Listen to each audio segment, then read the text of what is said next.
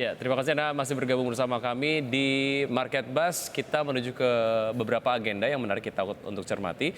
Dari Amerika Serikat ada hasil rapat FOMC, dari Amerika Serikat juga ada data penjualan rumah lama di bulan Juli, dan ada data mengenai klaim pengangguran awal di Amerika Serikat. Sementara dari Eropa ada IHK inti Uni Eropa di Juli, month on month dan secara year on year.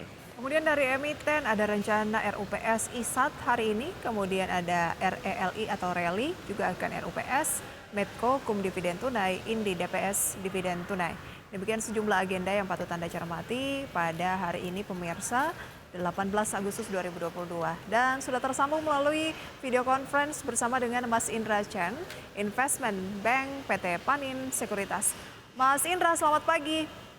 Hai, selamat pagi Mbak Prisa, Mas Wiki. Terima kasih banyak untuk waktunya, Mas Indra. Kita langsung saja mengulas potensi kenaikan dari BBM bersubsidi. Meski memang belum ada kepastian dari pemerintah kapan begitu ya rencana kenaikan harga BBM subsidi ini. Tapi Anda melihat dampaknya kira-kira akan seperti apa ke pasar modal? Iya, terima kasih Mbak Prisa. Jujur mungkin untuk jangka pendek mungkin akan ada shock ke pasar modal karena pengaruhnya ke konsumsi ya. Tapi kalau kita berbicara historis, selalu terkait dengan kenaikan BBM ini hanya menyebabkan short term pullback Mbak, gitu loh. Secara selanjutnya marketnya akan rebound kembali Mbak, seperti itu. Jangka pendek saja berarti ya? Betul, betul. Akan lebih banyak berdampak ke sektor yang seperti apa jangka pendek? Iya, mungkin kalau sektor sih saya rasa ke consumer lah ya, lebih ke situ. Apa mungkin logistik, tapi logistik pun rata-rata emiten logistik juga penggunanya solar. Nah, kalau solar subsidi naik, mungkin mereka berdampak ya. Kalau ini kan informasinya atau rumusnya ada pertalit ya. Artinya ini akan berdampak kepada beban operasional dari perusahaan-perusahaan yang bergerak di sektor-sektor tadi ya, Mas Indra ya?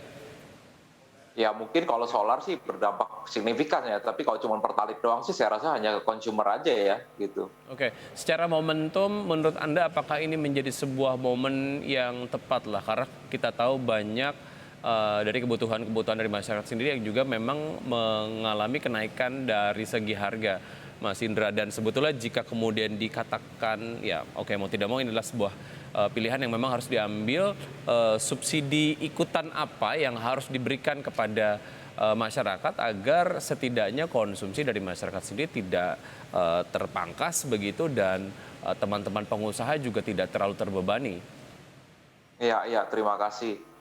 Mas Wiki, jadi pada prinsipnya sih biasanya historically pemerintah setelah menaikkan harga bahan bakar bersubsidi khususnya yang tipe bensin, itu selanjutnya dari pemerintah akan memberikan bantuan langsung tunai atau mungkin bantuan sosial lainnya selama dalam kurun periode mungkin 3 bulan sampai 6 bulan untuk menyesuaikan agar masyarakat paling terdampak ini tidak mengalami penurunan ya ekonomisnya ya.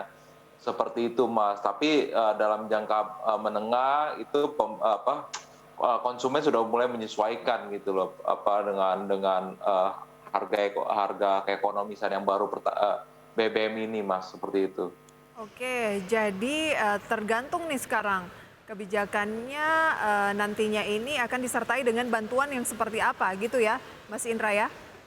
Iya, saya harap juga naiknya nggak terlalu banyak sehingga pemerintah juga nggak begitu nggak berdampak lah ke masyarakat lemah ya, ekonomi lemah seperti itu Mbak. Oke, lantas bagaimana dengan potensi inflasi ini? Karena kita juga sudah di era inflasi yang tinggi. Nah, kalau misalnya BBM bersubsidi kembali naik, kan harga-harga yang lain juga akan mengikuti. Dalam pidato Presiden kemarin kurang lebih ia menyebut kata inflasi mungkin sebanyak 7 kali. Artinya sangat jadi concern. Bagaimana tanggapan pasar modal mengenai hal ini, Mas Indra? Betul.